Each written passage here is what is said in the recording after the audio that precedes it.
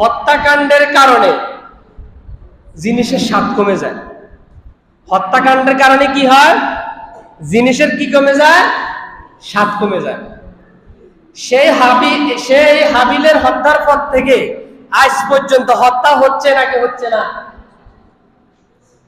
এই যে আপনাদের নলেজে দিই, হত্যাকাণ্ডের কারণে যে রিজিকের স্বাদ কমে যায়, এটার একটা উদাহরণ। 15-20 বছর আগে ইলিশ মাছ খাইতেন।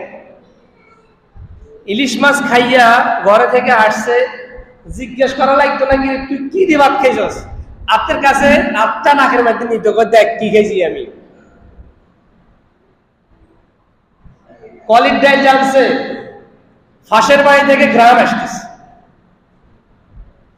এখন এই স্বাদ আছে, কারণ পৃথিবীতে হত্যাকাণ্ড সংঘটিত হচ্ছে।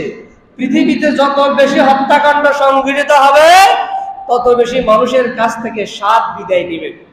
স্বাদ কি নিবে? বিদায়।